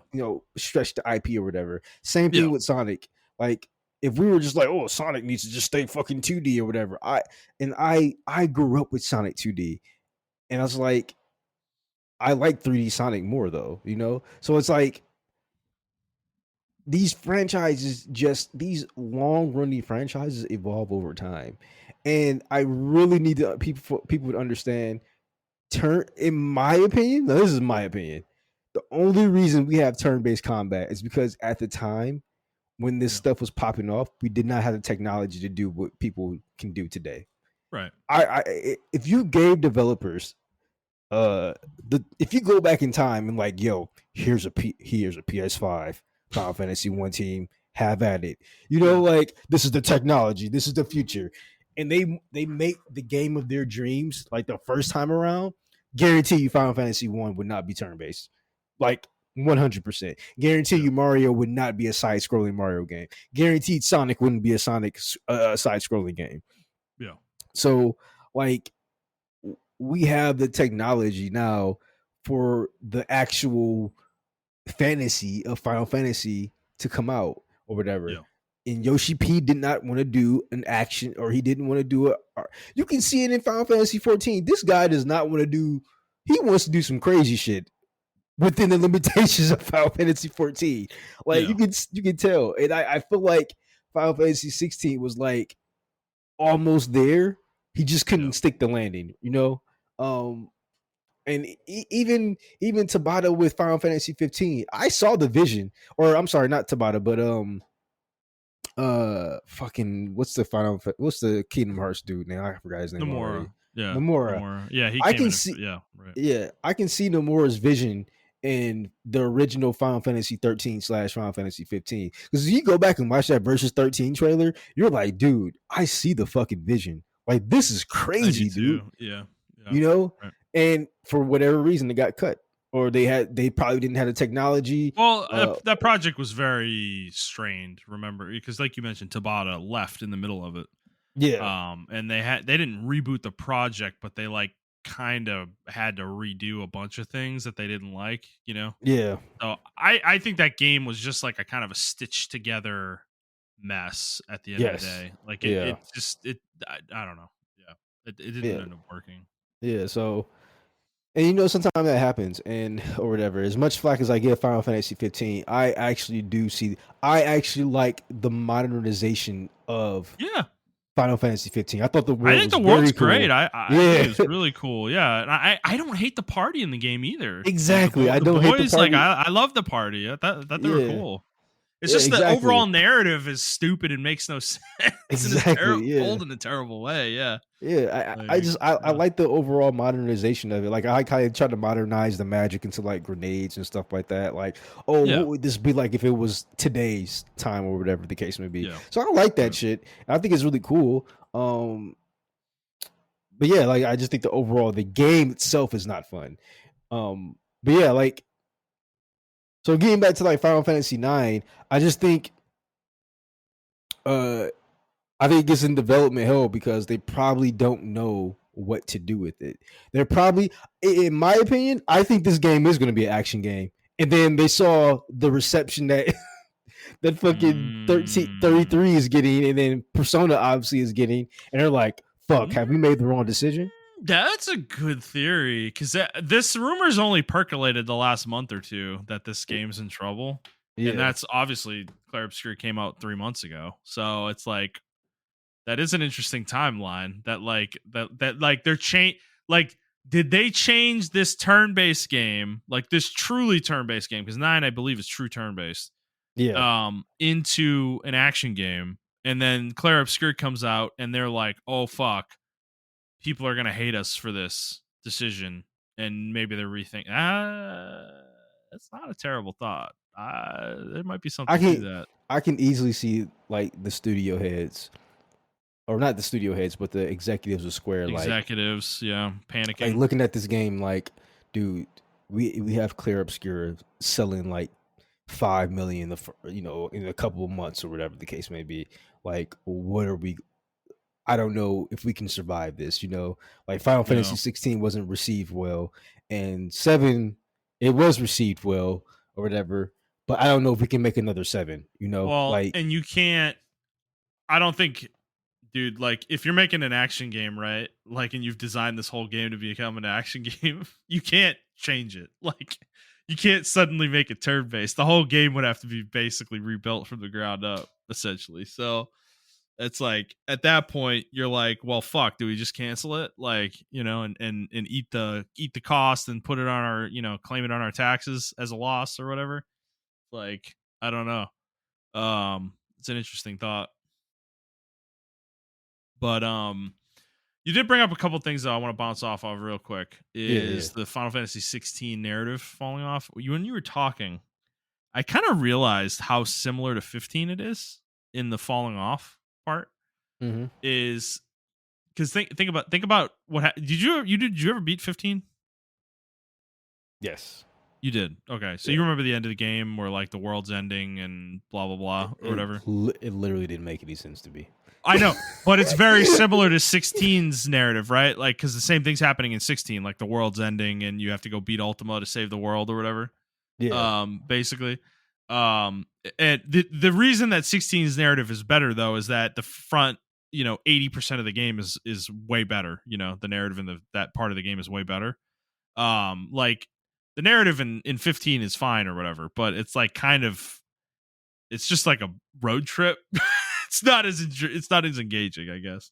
So that was one thing that's interesting, actually, that there's some parallels there. But the other thing is when you were talking about Final Fantasy fans, like old school fans, like Jet and Brad and other people like this that feel like Final Fantasy should go back to turn based. These people, their arguments live on like a foundation of sand in my head because they talk about the games pre-10. Those are the ones that are like nostalgic, that they love, that they want Square to go back to. But 10 was turn-based, fully turn-based. 10 was turn-based. No, a lot of people like 10. A lot of people don't. I mean, Jet and Brad never played it.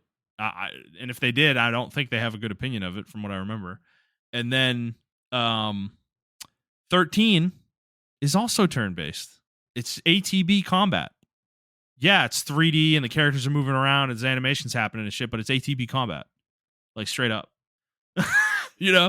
Like yes, it has like the 3 gauges and shit. That's like the one little nuance they added, and obviously you can do the paradigm shifts and stuff, but like largely the game plays out like ATB combat. So it's like those games existed after 9, and I hate the way people talk about Final Fantasy. I just think people with their Final Fantasy opinions are so cherry picky about what they like and what they don't. And they're like, I feel like they're arguing in bad faith. When people say they hate 13, but they love 10, I'm like, what are you talking about? I hate 13 because it's linear, but I love 10. It's like 10 is more linear than 13. What are you talking about? Like So we have to think also, right? Even though the internet was around when 15 or 13, I'm sorry, was still existing, there were a lot of people who did not formulate their own opinions at all. Yeah. And that whole linear thing was reviews. Yeah. And a lot of people didn't challenge those reviews. They were like, oh, your word is bond and stuff like that. Because now if you go back and play a lot of different games that got like really bad reviews, there are a lot of games actually out there like that. I mean, obviously one of them for me is like the most egregious is God Hand. That game got like a 3. And it was just like, it was pretty misunderstood when it came out how to play that game. Yeah. And now everyone was like, man, this game, like the newer generation's like, man, this game's fucking amazing. Another game is like Metal Gear Revengeance. Like that game's memeified now by like Gen Zers and everything like that. But when we were playing the game, people were like, the story's kind of weak and pretty campy, and the action's really good though, and they got like a 6 or a 7. But like now, people love that type of shit, right? So it's like it depends on the era of which what we are doing. And Final Fantasy 13 was, in my opinion, slowly trying to get into that action phase. They were like, we want to. You know what I think Final Fantasy 13 fucked up at? I think they should just went straight action and said fuck everybody. That's what I think. Because you play Final Fantasy 13-1 and then 13-2, and then but Lightning Returns is the one that showed me like, oh, they wanted to make an action game out of her. They didn't want to do a turn-based game. Yeah. And I think Kingdom Hearts was like a prototype. I think that's why Kingdom Hearts is in its own lane from Square, because that was like, we're gonna do this stuff here, and and we're gonna try this experimental stuff here. And if that works, unfortunately, it just never transitioned into Final Fantasy until like maybe 15, right? Mhm. Um, or whatever the case may be. But I truly think since like I'll even say since like 12, dude, I think they just really wanted to do an action game. Like Yeah. all like, and they were just too scared to make the jump, like or whatever the case may be. So I don't know. Yeah. Do you think 16 fulfilled what they wanted? Yes and no. I think no. I 16 was the reason. As much as I love 16, 16 itself is a very pussyfoot of a game, and the reason I say that is because they just did not commit all the way. I understand like trying to do the both sides thing or whatever. It worked for Kingdom Hearts, Yeah. but in my opinion, bro, Kingdom Hearts, especially after Kingdom Hearts 2, full action game. Nothing about that game's RPG. I think the last RPG mechanics was in Kingdom Hearts 1, as far as like how to build Sora, quote unquote, right? Yeah. Yeah. Um, uh, but it's a pure action game or whatever, in my opinion. Yeah. Um, and I think they should have just went straight action. I didn't need to see damage numbers and all this other shit like that. Um, Other action games, quote unquote action games, have damage numbers like Neo, uh, fucking Dark Souls and everything like that, because those are RPGs. You are building a character out. You Right. are, you Right. know, around certain systems or whatever, the weapon, blah blah blah. Final Fantasy was just like, oh, you get a new weapon, that one has better stats, put that stat on. There you go. That was Final Fantasy 16, and it's just like, bro, just make Devil May Cry Final Fantasy. Just do that. Why did we do this? This oh, we got a shop system, and you buy the shop, and you can upgrade this, and look at the side missions, and like, why did we do this, bro? Just Yeah. make it a fucking action game, and that's okay. Like I honestly I think that game should have been like linear as fuck, like no side quest or nothing. Just like have a level Mm. structure almost akin to Devil May Cry, and then Mhm. just do it, bro. Just give us a really good fucking solid story, and there you go. Like we don't I agree. it, The game would have been a lot better, I think, if it was shorter and all that shit was cut out, like you're saying. I yeah, don't think we needed this like pseudo open world, like Tales style yep. world navigation. Like we didn't need any of that. Tales at its core is still a fucking RPG. Yeah. I even say near Automata is still it's more so action, but you can build 2B and Yeah. 9S Yeah. and A2 in different ways. You can Definitely. build them in different ways with your components and stuff like that. So it's more of an RPG. This game did not need to do that. Or if you're gonna do it in a better fucking way. Like commit to it. And don't have like everything was just so I'm sorry, this is not a Final Fantasy 16 discussion, but I think it does pertain to what we're talking about. Yeah. Everything in Final Fantasy 16 was fake. Why do we have a fake party? Why is Jill in my quote unquote party? Why when I Yeah. save the game, I see Torgo, Jill, and myself in the little icons like, oh, this is my party right now. It makes Yeah. they make except for Torgo, no one else in my party makes a difference in the game, like at all. Yeah. What are we Yeah. doing? You see what I'm Right. saying? So like just commit to the action bit. And I think that's why people give it shit, because it was just too much of a bitch to commit to it. And I can, and when somebody says they hate 16 and somebody explained to me like it was just a lack of commitment, I fully agree with that. It wasn't the action game or whatever. It was like it was just a lack of commitment. Don't be a fake RPG, bro. Just be a fucking full action game, bro. Like Yeah. embrace it, you know? Right. And I'm pretty sure we were pretty critical of the RPG elements back when we reviewed it. Like, Yeah. because they have no purpose in the game. Like, they really don't have any purpose at all. Like, I hate games where, except I guess Kingdom Hearts is like the one is like the one exception, I will say.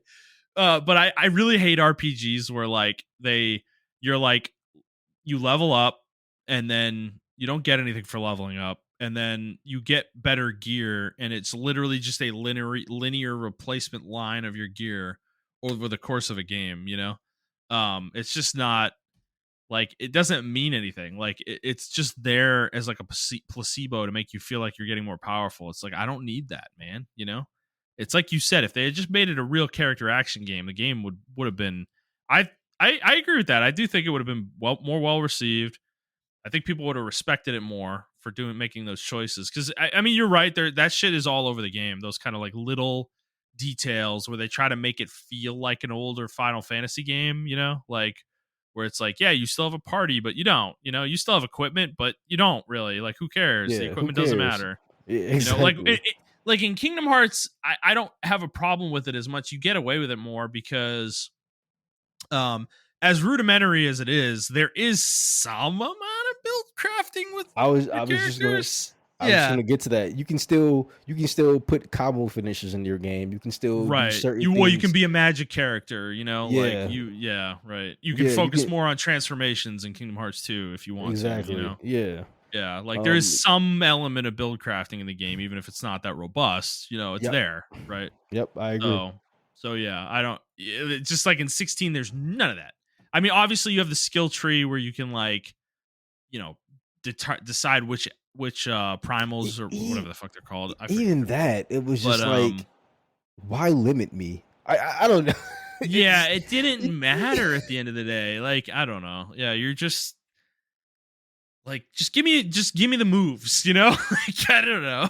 It's like, like I get it, right. In Devil May Cry, you got to do the same thing. You got to beat enemies, get souls or whatever collectibles or red orbs, and then you pay the red orbs to unlock different moves and stuff like that. And that's how you mm-hmm, gradually get better at the game or mm-hmm, whatever. mm-hmm. Um or whatever. So I get that. And I'm not complaining about that at all. My thing is like just make it level based or something, man. Like if you were gonna do something like that, the story should have been like almost Mega Man-ish, where it's like I beat a boss and then I get that boss's like it was Yeah, like that, that but is it's kind of how like it is. Yeah. yeah, and like just embrace it. I don't need, like you said, the fake equipment thing and all this other shit like that. Crafting. Oh my I don't god. yeah, Like like Jesus. I don't need to go, Yeah. why am I talking to Sid for like, oh well, you just want to fucking upgrade your shit? And it's like, no, bro, like I know this sword is better, bro. Like I know this sword is better.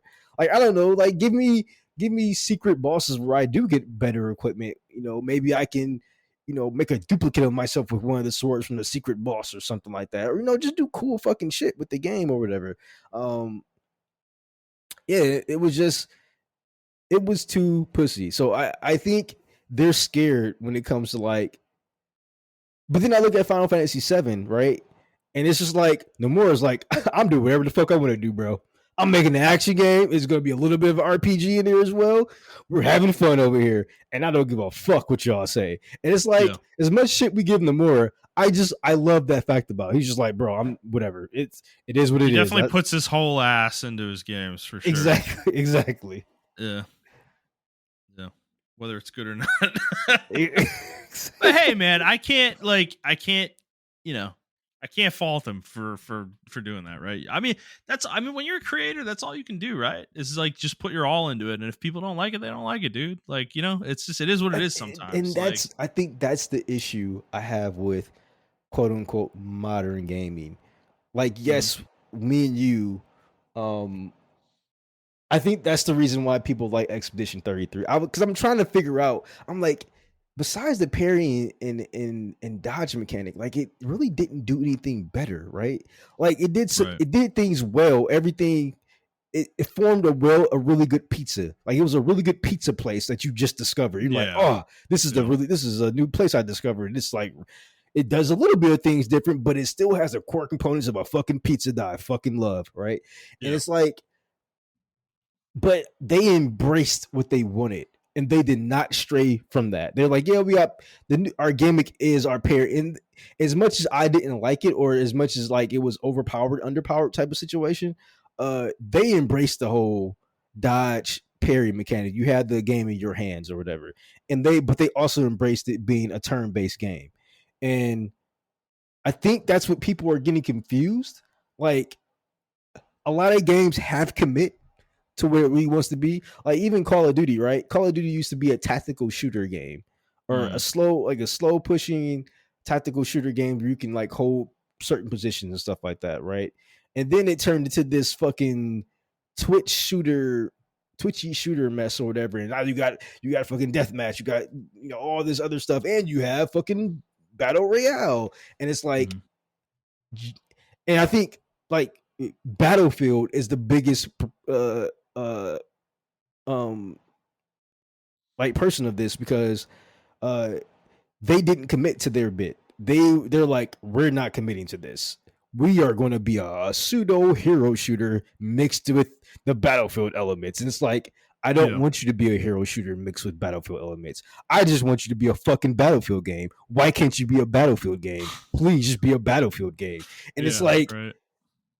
Like even Madden, right? Madden's like, oh, we got the Madden Ultimate Team. It's technically it's like the fucking cell phone games, you guys. It has the fucking gotcha system.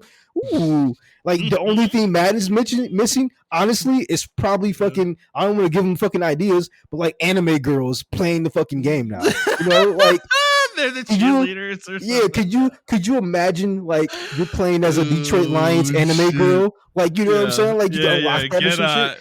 Get Hu Tao from Genshin Impact to be your cheerleader squad or something, Like, so, Lord, because like even if you look at Call of Duty, right? There, like I see it all the time on my timeline where like they have all these skins where like you can play as fucking American Dad in Call of Duty. You can play as fucking Megatron and Optimus Prime and the Ninja Turtles, and it's like, bro, what the fuck is Call of Duty? Like, why are you trying to be Fortnite?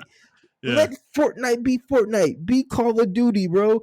And I don't mind, like, and I don't want to seem like, well, Montrell, now you're the one boxing him in the corner. It's like, no, I don't want you to be boxing the corner.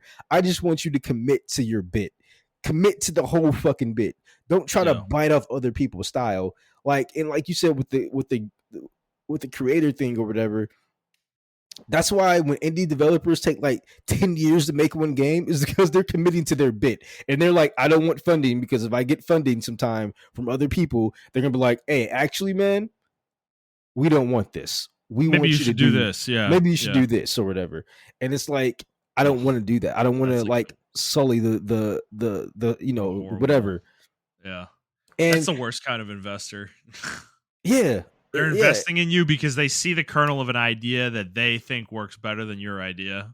But you've done all the work for them. So they're like, I'm going to invest in you. And then I get to tell you what to do. It's like, that's miserable. And I don't know, like certain things where they just like when people just don't commit to it. Like, I mean, Anthem, another one, they just didn't commit to it.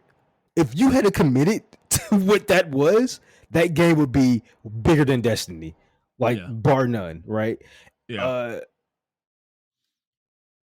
I don't know. Age of Wonders is a good example, actually. Age of Wonders 4, because I've explained the way the game works before with the races. Like you can make your own races, and it's basically like you're kind of like picking and choosing the different attributes you want to make the race that you want, and that's kind of the way the game is. And it's like everybody has the same list of attributes that they can choose from, but so like you could literally make dwarves that are whatever, they're dark dwarves that fucking cast fire magic and they live in lava ashy terrain or whatever.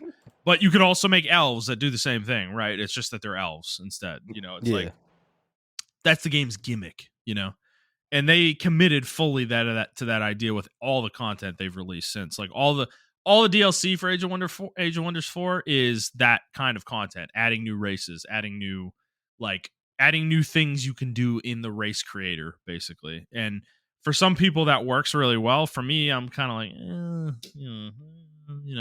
I'm not that into it at the end of the day. But it's like it works for some people, and it's like they are finding success because they have committed to that idea. They're not trying to make the game something else that it isn't, So it's I mean, yeah, your point is well taken, I think. And that might be the issue with, I mean, to bring this back to the original conversation point, this might be the problem with Final Fantasy IX Remake is maybe Square tried to make it something it's not, and they don't like the way it's coming out. I like your theory. I think that very well could be like the climate has changed, in the last few months, and they might believe that what they have is not going to be received very well in the climate we're in now. Yeah. Um, It's but very few games that can pull off the combination. Like I said, like Final Fantasy VII is a combination of like action and RPG, but they committed to the bit. They committed yeah, to the bit of the combination. The bit was the combination, yeah, So I don't know, just commit to the bit, man. I think that's my thing with modern gaming today. modern gaming. All right, well, that's all we got today, Montrell, for the show. Is there anything else you want to talk about before we head out? Nope. All right. Well, Well, actually, there is one thing. I'm sorry. There is okay, one go ahead. thing. Yeah. I don't like the guy as much as the next. Well, I don't say I don't like him, but I don't know him. Oh, But the okay. whole pirate software farming content thing, bro. Because like, it's funny that you bring that up because it's been all over my timeline, right? Dude, it's everywhere. Like, Oh my I watched one god, video and I felt like I got what I needed from it. brother! Holy There are shit! people, and that was like a Yes. 20-minute video. There are Yeah. people with like 2-hour videos on this shit, and I'm like, dude, I've there's been on. Yeah. Sorry. Keep going. no, like there is no way in hell that it's this serious. It's not That this. this man done something so horrible. Like, You would have thought he was like a pedophile or something. Like yeah. he's not. Well, dude, Montreal, I like this is right. This has been a whole arc, right? I was there. I was there when this started. Okay, like I was watching the streams for the World of Warcraft Classic OnlyFans shit, where he did what he did as the mage, right? Yeah, I was there. I saw it all happen live. Okay. Like, and I was absorbing it live. And I think the common opinion, and I agree with this for the most part, is that Pirate was a coward. He could have done more. He acted like he couldn't have done anything. He was wrong. He wouldn't accept blame in any regard and acted like he was right. And he just had no contrition for what he did in that situation, right? So I'm not going to say he deserved the hate, but he definitely deserved to be criticized, right? To some degree for what happened there. yeah, And it's the silliest thing in the world, right? He's playing a fucking video game. But that situation revealed who he was to the internet in like a very real, open way. And now I feel like people are just, they've taken it and run with it with this stop killing games thing that's gone on. He got back into the news. Like, I feel like things were quiet for a few months. I would see shit on my timeline with him occasionally, but it wasn't like anything serious, right? And then this stop killing games thing happens, and I don't agree with his opinion, necessarily on that whole situation. But I also don't think his side of the argument is like unreasonable per se. I think there's yeah. some things that he's exaggerating and lying about to make his argument sound more, Yeah, um, you know, 100%. to sound more right or whatever. But it's like, but in the main, he does have a point. Like, making companies foot the bill for these games living forever is a little unreasonable for a government to do. But forget about that. Not that one notwithstanding, that situation led to this whole hate train that's been going on for weeks now with him. And I've gone through this like ebb and flow with it, where at first it was funny. Like, Yeah. it was like, oh yeah, whatever. He's kind of an asshole, whatever. It was funny. And then I started feeling bad for him, dude. Like, after like a week, because I was like, God damn, people are laying into this guy, bro. And like, I felt bad for him. And like, I've gone back and forth from it being funny to feeling bad for him, from it being funny to feeling bad for him. Like, today, it was fun. It's been funny because dude, it's all over YouTube. I cannot escape it, bro. Like, it's just like there's like 10 videos in the recommended after I watch something where it's like pirate.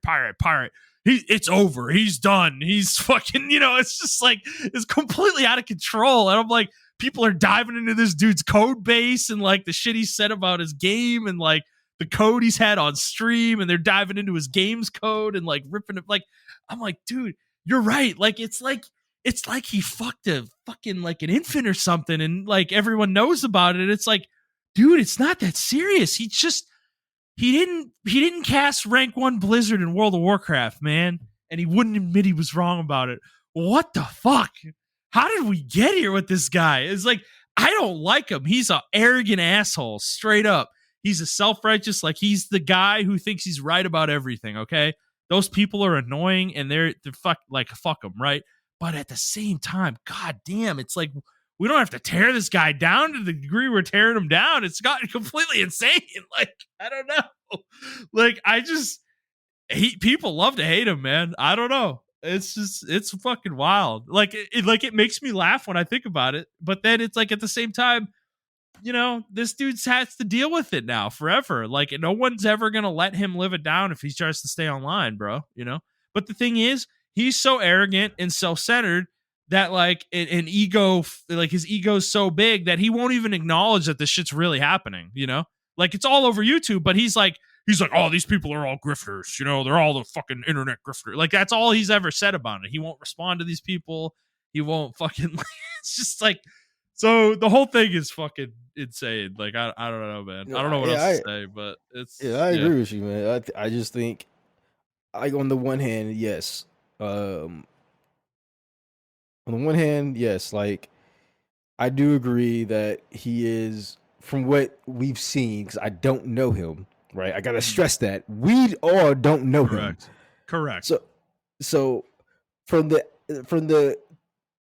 side that the facade that he puts on, he does seem arrogant. He does seem nihilistic. He does seem like he knows everything and everything of that nature. And he can't admit that he's wrong and everything of that nature. So I get that aspect, right? Or I don't get that aspect, but I understand that aspect of what people are saying about him, because that's what he shows. And obviously he can't admit when he's wrong and all this other shit like that, right? He's a very narcissistic person. It's from what he portrays. Like I said, don't know him. That being said, like now people are like, oh, we did some investigating. He actually wasn't a hacker for the government. It's like, bro, I don't fucking care. Like, I'm sorry, I don't care, bro. Like, yeah, man. We're trying to make this guy like unemployable for the rest of his life. Yeah, like, like holy shit. He mentions that he works for Blizzard all the time.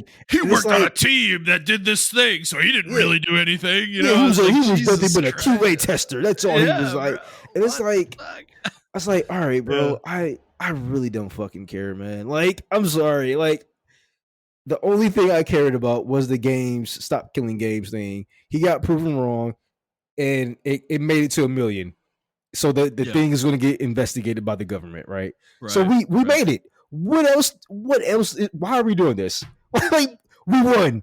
Like, or not we, but y'all won, right? The Stop Killing Games initiative won. He was wrong, or not wrong, but like it didn't make it. And yeah, so why are we just beating on a dead corpse? The corpse is dead now. Like, let's just move on. Yeah, like you said, like I didn't say anything to you because I mean I noticed it, but like my YouTube feed always does shit like that where like, oh, like 20 different themes come up or whatever. But like the fact that it's happening to you too is just like, yeah. I'm like, bro, like, yeah, like it's kind of fucking crazy that this shit is happening. So I don't know. I don't like when the internet does this shit. Like, just let the shit go. And I know and I hate when YouTubers farm content off each other like this. Like, it's actually very fucking annoying, bro. My god, bro. It's like this beast that's eating itself constantly, Like it's fucking weird. It's a weird cycle cuz I agree with you. I'm tired of it too, because like people like Asmongold are just all over it, bro. That's like all he does. Is he's just farming whatever the current content farm is, and it's just like, I don't know. It's too much. It's just too much. Like, it isn't that serious. It's just the internet's always looking for something to tear down, bro. Like, it's just, there's always got to be somebody we hate, that like, oh, they did this fucked up shit, or whatever. We can't just like live, it's just, I don't know, man. It's too much. It's annoying. Yeah, leave Pirate Software alone. I don't like him, but leave him alone, It's just like, let the man be his own, like, let him destroy himself, we don't have to do it for him, it's like, I don't know. Yeah, I mean, like, I don't know. It's not even that serious. Like I said, you would think that, like most YouTubers, unfortunately, or most streamers, it was something to do with like underage minors or something like that. And they're like, Yeah. that's not the case. Like, it was just Yeah. Right. some dumb shit, you know? Oh, So I dude, don't and know. like, yeah, on my feed right now, I just refresh YouTube. One of the top three videos is Quinn I tried Pirate Software's controversial game, and it shows a fucking overwhelmingly negative on Steam. It's just like, dude, what are we doing? Who cares about this dude's game? Like, yeah, whatever. He's a fucking asshole. He lied about it. Move on, dude. I don't know. I'm sick of it. It's like every other video. Like every row in my YouTube has a video about Pirate Software. It's like, it's crazy. Yeah, I need to stop clicking on them, I guess. yeah. I just stopped. I just started like saying, don't recommend this to me or whatever. Yeah. Yeah. Um, Right. because like I said, like, I don't even think I remember when me and Jet were sharing his content and stuff like that. I think he still has like really, like when he was just talking about like, um, when he was just talking about like, inspiring people and everything like that. Like, oh no, you can do this, and he would show people like how to learn how to do this. I thought that shit was like very cool, and like we needed creators like that. Yeah. And I don't think we're gonna get that type of content from him anymore because he's so jaded, which is understandable. So I don't know. Yeah. Fair enough. All right. Let's get out of here, Montrell. All right. If you guys like this episode, please like the show, review the show, subscribe to the show, whatever feed you're listening to it on, and please subscribe to us on YouTube as well. If you'd like to interact with the show on Twitter, you can do so at The Players Take, or you can send us an email to theplayerstake01@gmail.com, and we will answer your questions on the show. And that'll be it for us, guys. We hope you enjoyed this episode. See you next week.